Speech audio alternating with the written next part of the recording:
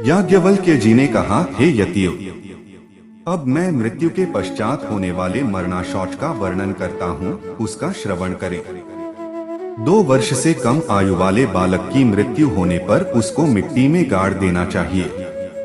उसके लिए जलांजलि न दें। 2 वर्ष से अधिक आयु के बालक की मृत्यु होने पर उसे सभी बंधुगण मिलकर श्मशान भूमि में ले जाकर लौकिक अग्नि से यमसूक्त का पाठ करते हुए चिता में जला दें। यज्ञोपवीत होने के अनंतर मृत्यु होने पर सभी क्रियाएं आहिताग्नि के समान करें। मरण तिथि के 7वें दिन अथवा 10वें दिन के पहले अपने कुल एवं गोत्र में आने वाले परिजन अपनः शोषुचदघम मंत्र से दक्षिण दिशा की ओर अभिमुख होकर यथासंभव घर से बाहर जलाशय पर जाकर जलांजलि दे। इसी प्रकार मातामह तथा आचार्य पत्नी आदि की भी उदक क्रिया करनी चाहिए। मित्र, विवाहित स्त्री, लड़की, बहन आदि, भागिने, श्वशुर और ऋत्विक का यदि मरण हुआ है तो इनके अभ्युदय के लिए इन्हें सविधि जलांजलि देनी चाहिए और वह जलांजलि इनके नाम गोत्र का उल्लेख करते हुए एक ही बार देनी चाहिए। पाखंडी एवं पतित जनों की मृत्यु होने पर उनकी उदक क्रिया नहीं होती। ब्रह्मचारी, व्रात्य तथा स्वेच्छाचारिणी स्त्री के लिए भी उदक क्रिया का निषेध है। मद्यपी और आत्महत्या करने वाले अशौच और उदक क्रिया के पात्र नहीं होते। व्यक्ति के निधन पर रोना निषिद्ध है, क्योंकि जीवों की स्थिति अनित्य होती है।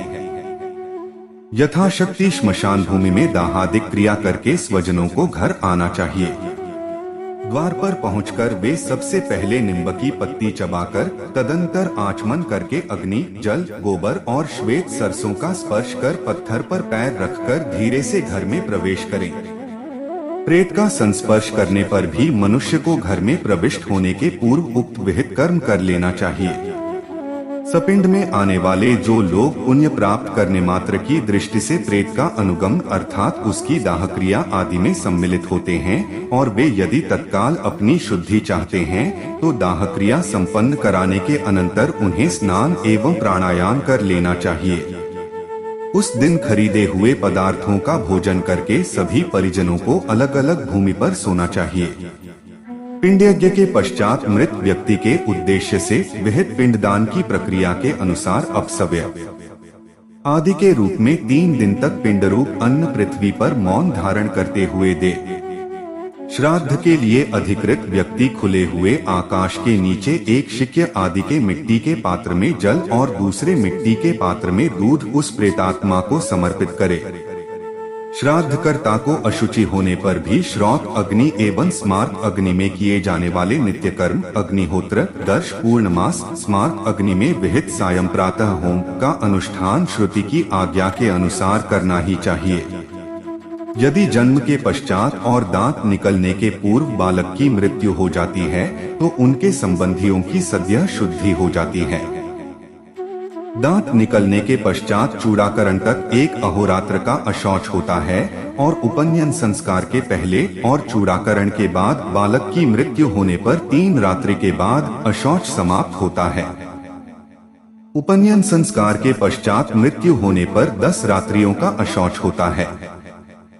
सपिंडों के लिए 10 रात्रि का एवं समानोदक लोगों के लिए 3 रात्रि का अशौच होता है। 2 वर्ष से कम आयु वाले पुत्र एवं पुत्री की मृत्यु पर माता पिता दोनों को 10 रात्रि का अशौच होता है।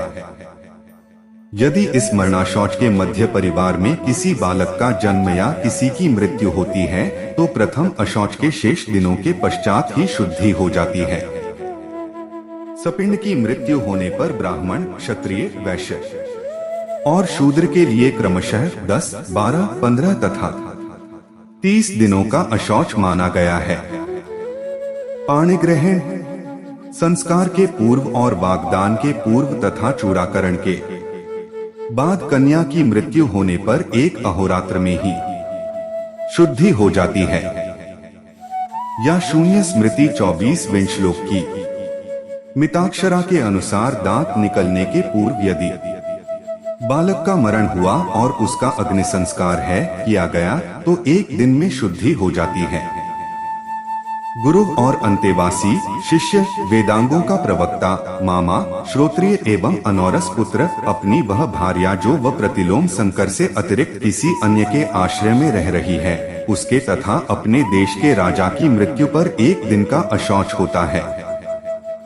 राजा, अभिषिक्त क्षत्रिय आदि राजा, गौ, पशु मात्र, ब्राह्मण, मनुष्य मात्र के द्वारा जो आहत होता है, उसके संबंधियों की स्नान मात्र से तत्काल शुद्धि हो जाती है। ऐसे ही जिसने विष या बंधन आदि के द्वारा बुद्धिपूर्वक आत्मघात कर लिया है, उसके संबंधियों की भी तत्काल स्नान मात्र से शुद्धि हो जाती है, और समस्त पृथ्वी या पृथ्वी के एक देश के अभिषिक्त अधिपति क्षत्रिय आदि को मरण या उत्पत्ति निमित्तिक अशौच नहीं होता।